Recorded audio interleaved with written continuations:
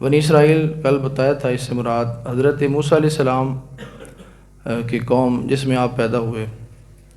فرمایا کہ البتہ تحقیق ہم نے بنی اسرائیل کو ایک رسوا کن عذاب سے نجات دی۔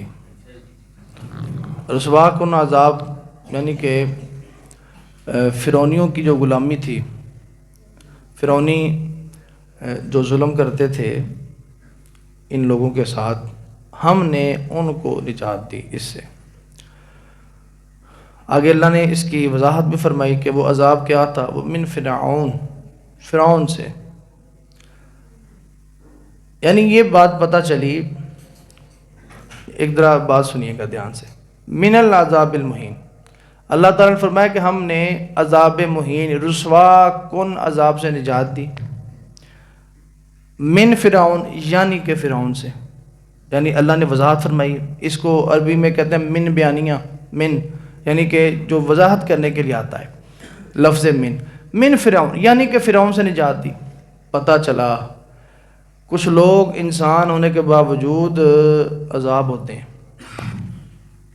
اللہ نے عذاب مہین کی وضاحت میں کس کی بات کی؟ فرعون کی۔ تو کچھ لوگ ہوتے انسان ہیں، ہاتھ پاؤں کان ناک والے، لیکن وہ ہوتے کیا ہیں؟ مخلوق کے لیے عذاب ہوتے ہیں۔ ایسا بندہ اللہ کے یہاں بڑا بدبخت ہوتا ہے۔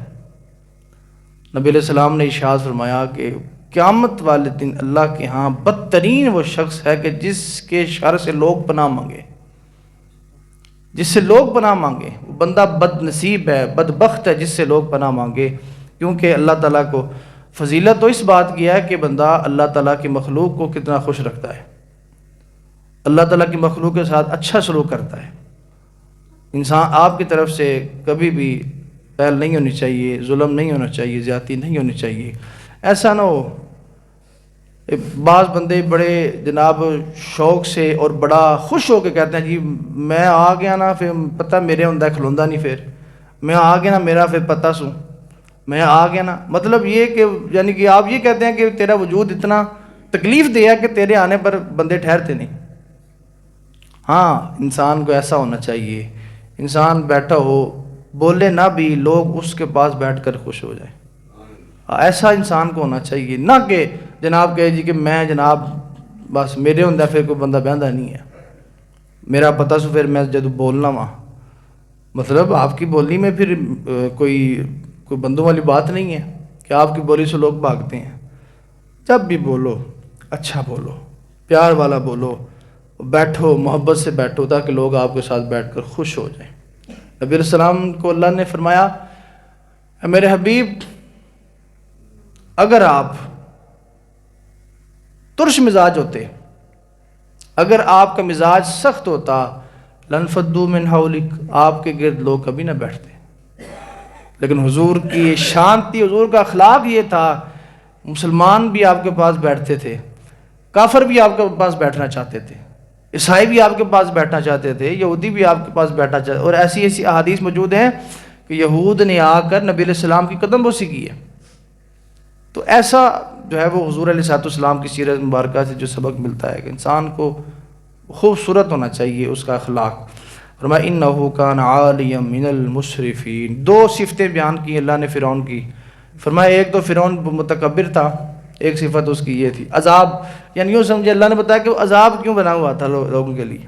عذاب اس لیے بنا ہوا تھا کہ عالین، ایک تو وہ تھا متکبر، ظلم کرتا تھا، کسی کو کچھ سمجھتا نہیں تھا، اپنے آپ میں وہ بڑا خوش تھا، اس میں عاجزی کوئی نہیں تھی، من المسرفین۔ اور دوسری بات یہ تھی کہ وہ حد سے بڑھنے والوں میں سے تھا، اس کو صرف اپنی پرواہ تھی، اس کو نہیں پرواہ اللہ کیا کہتا ہے، اس کو نہیں پرواہ کہ لوگوں کا کیا ہوتا ہے، اس کو نہیں پرواہ کہ جناب بچوں کے ساتھ ظلم ہو رہا ہے، اس کو کسی شے کی پرواہ نہیں، کسی حد کا وہ جو ہے وہ اپنے آپ کو نہیں سمجھتا تھا کہ میں کسی حد پر رکنے والا ہوں، وہ حد سے بڑھنے والا تھا۔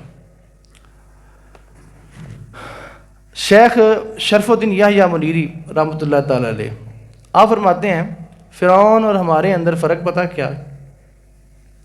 فرعون اور ہمارے اندر فرق یہ ہے، فرعون منہ سے بول کر کہتا تھا انا ربکم الاعلی، کہ میں سب سے بڑا رب ہوں. آنا کا لفظ وہ استعمال کرتے ہیں، میں شیواں. وہ فرماتے ہیں کہ ہم اندر سے اپنے آپ کو سمجھتے ہیں. فرق یہ ہے، ہم زبان سے نہیں بولتے کہ میں جناب رب ہوں، لیکن اندر سے ہر بندہ رب بننا چاہتا ہے. ہر بندہ یہ کہتا ہے جناب میں جو کہہ دیتا وہ کہہ دیتا، بس جو میری بات ہے وہ کسی کی بات نہیں، کوئی میرے آگے بولے تو کیوں بولے. ایسی فرمایا کہ اور ایک اور غالباً حافظ شرازی رحمۃ اللہ تعالی آپ کا شعر ہے. آپ نے فرمایا کہ فرعون نفس ما کم تر از فرعون نیست، فارسی کا شعر ہے کہ فرعون سے ہمارا نفس چھوٹا نہیں، ہمارا جو اندر ہے فرعون سے کم نہیں ہے. فرمایا فرق یہ ہے کہ فرعون کے پاس لشکر تھا، ساڈے کو لشکر کو نہیں. فرعون کے پاس تھا لشکر کا، طاقت تھی، قوت تھی، ہمارے پاس وہ نہیں ہے. آج اگر آ جائے نا کسی کے پاس، ہر ایک کے پاس لشکر آ جائے، ہر ایک کو بڑے بندے ہوں جناب، فساد ہو جائے، مسئلے ہو جائیں. لیکن آپ دیکھتے ہیں کہ بندے ایسے ہوتے ہیں اپنے ہمارے معاشرے کے اندر کہ وہ لوگ کہتے ہیں یار اگر اس بندے کو پیسہ ہوتا نا تو اس تباہی لا دینی سی، کیونکہ ان کا مزاج ایسا ہوتا ہے. اس لیے انسان میں عاجزی جو ہوتی ہے یہ انسان کو اللہ کے ہاں لے جاتی ہے، اللہ کے قرب میں انسان کو لے جاتی ہے. فرمایا کہ وَلَقَدْ اخْتَرْنَاهُمْ عَلَىٰ عِلْمٍ عَلَى الْعَالَمِينَ.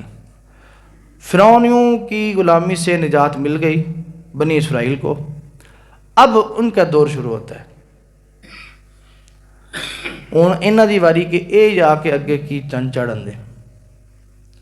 اللہ نے فرمایا کہ وَلَقَدْ اخْتَرْنَاهُمْ، ہم نے ان کو بنی اسرائیل کو پورے جہانوں پر اس وقت چن لیا علم کے لیے.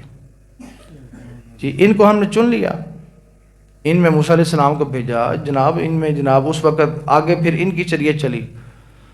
فرمایا وَآتَيْنَاهُمْ مِنَ الْآيَاتِ مَا فِيهِ بَلَاءٌ مُبِينٌ. ہم نے ان کو وہ نشانیاں عطا کی جن میں سری آزمائش تھی. ہم نے ان کو وہ چیزیں عطا کی جس میں نری آزمائش تھی ان کے لیے. کہ آپ دیکھتے ہیں کہ یہ کیا کرتے ہیں، إِنَّ هَؤُلَاءِ لَيَقُولُونَ. فرمایا کہ بے شک یہ کفار مکہ جو ہیں یہ کیا کہتے ہیں، إِنْ هِيَ إِلَّا مَوْتَتُنَا الْأُولَىٰ وَمَا نَحْنُ بِمُنشَرِينَ. کفار کا یہ عقیدہ ہے کہ ہماری تو یہی زندگی ہے، اب اسی میں موت آ جائے گی، وَمَا نَحْنُ بِمُنشَرِينَ، اس کے بعد کوئی ہم اٹھیں گے نہیں، کوئی اٹھ کر کسی کو جواب نہیں دینا. اب میں یہاں پر پھر کہوں گا کفار تو یہ کہتے تھے، ہم کہتے کوئی نہیں، ہم کہتے ہیں جی آگے جا کے جواب دینا، لیکن ہمارے عمل یہ بات نہیں کہتے. ہمارے عمل یہ کہتے ہیں، ہماری زندگی جو گزارنے کا جو طریقہ ہے وہ یہ بتاتا ہے کہ ہم یہ سمجھتے ہیں کہ شاید آگے جا کے کسی نے جواب نہیں دینا، اگے ساڑی پوچھ کوئی نہیں، آگے ہمارا کوئی پوچھنے والا کوئی نہیں ہمیں. ہم رہتے اس طرح ہیں لوگوں کے ساتھ، ہمارے اعمال اس طرح کے ہیں کہ جیسے ہم بے مہارے ہیں، ہمارا کوئی جناب کوئی آگے سوال کرنے والا کوئی نہیں. وہ تو کہتے تھے نا، ان کا تو عقیدہ تھا، ہمارا عقیدہ بھی نہیں ہے لیکن کرتے ہم ایسے ہی ہیں. فرمایا کہ فَأْتُوا بِآبَائِنَا إِن كُنتُمْ صَادِقِينَ. وہ کفار جب یہ کہتے نا کہ ہم نے کون سا دوبارہ اٹھنا ہے، تو پھر وہ تانا مارنے کے لیے کہتے جی اگر ہم دوبارہ زندہ ہم نے ہونا ہے، جاؤ ہمارے باپ دادا جو ہیں ان کی قبریں ان کو لے آؤ، ان کو زندہ کر کے دکھاؤ، ان کو تم صادق اگر تم سچے ہو. یہ بات کہتے ہیں. اللہ تعالیٰ نے فرمایا اہم خیر ام قوم تبع. تبع ایک قوم تھی جو کہ جس طرح ایران کے بادشاہ کو کہتے تھے کسرا، چین کے بادشاہ کو خاقان، کیسر و کسرا یہ بادشاہ کے نام ہوا کرتے تھے نا، اسی طرح ایک قوم تھی جو کہ یمن اور حضرموت ان علاقوں میں رہتی تھی. اور یہ علاقہ بڑا سرسبز شاداب، بڑا زرخیز علاقہ تھا. یہاں پر بڑی جناب لوگ خوشحال تھے یہاں پر، اور ہر ایک کے پاس بہت پیسہ تھا. ان کا جو بادشاہ ہوا کرتا تھا اس کو کہتے تھے تبع. تبع کیا اس کو کہا کرتے تھے. اللہ تعالیٰ نے فرمایا اہم خیر ام قوم تبع. کفار کس بات پر اتراتے ہیں؟ اپنے پیسے کے اوپر، اپنی جناب تجارت کے اوپر، تو سارے تاجر تھے یہ، کس بات پر یہ اتراتے ہیں؟ فرمایا کہ یہ زیادہ بہتر ہے کہ وہ طبہ والے زیادہ بہتر تھے. وہ طبہ اور یمن والے، جتنا پیسہ ان کے پاس تھا، جتنی جناب مالیت ان کے پاس تھی، ان کے پاس تو اس کا آدھا بھی نہیں ہے، لیکن ہم نے ان کو بھی ہلاک کر دیا. وہ نہیں بچے، بڑے بڑے پیسے والے نہیں بچے، تو تم کس بات کے کس کھیت کی مولی ہو؟ قارون کو پڑھو، قارون بھی نہیں رہا. بڑی بڑی قوموں کو پڑھو. اللہ نے فرمایا کہ تم سے پہلے وہ اولاد میں بھی زیادہ تھی، مال میں بھی زیادہ تھی، لیکن وہ بھی باقی دنیا میں نہیں. ہم نے ان کو کل وہ پڑھا نہیں فرعونیوں کے بارے میں، فرمایا فرعونی غرق ہو گئے سمندر کے اندر، نہ زمین روئی نہ آسمان رویا. فما بقت علیہم السماء والارض. فرعونی تھے، پیسہ تھا، باغات تھے، کتنا کچھ تھا، شاہی زندگی تھی. فرمایا وہ سارے غرق ہو گئے، اور ان کے غرق ہونے سے کسی کو فرق نہیں پڑا. نہ زمین روئی نہ آسمان رویا. یہ لفظ ہیں، نہ زمین روئی نہ آسمان رویا. پھر تم کیا سمجھتے ہو اپنے آپ کو؟ آگے اللہ تعالیٰ نے ارشاد فرمایا والذین من قبلہم، اور جو ان سے پہلے تھے، تبا قوم سے پہلے، ہم نے ان کو ہلاک کر دی. انہم کانوا مجرمین، بے شک وہ مجرم تھے. جو تبا قوم ہے، تبا، اس کے بارے میں ایک مفسرین نے واقعہ لکھا ہے کہ اس تبا میں سے ایک شخص، یہ نبی علیہ السلام سے آپ کی آمد سے 1000 سال پہلے کے تھے تبا لوگ. ان میں سے جو ایک تبا تھا، بادشاہ تھا، یہ اس کا گزر ہوا 1000 سال پہلے مدینہ طیبہ کے قریب سے. اور اسی شخص نے خانہ کعبہ پر قیمتی غلاف چڑھایا تھا. جب اس کا گزر مدینہ طیبہ کے مقام سے ہوا تو اس علماء چونکہ حضور کے بارے میں پڑھا کرتے تھے کہ ان کا مقام کیا ہے. آپ نے وہ ہے نا آیت یعرفونہ کما یعرفون ابناءہم، کہ یہودی لوگ حضور کو اس طرح پہچانتے تھے جس طرح اپنے بچوں کو پہچانتے ہیں.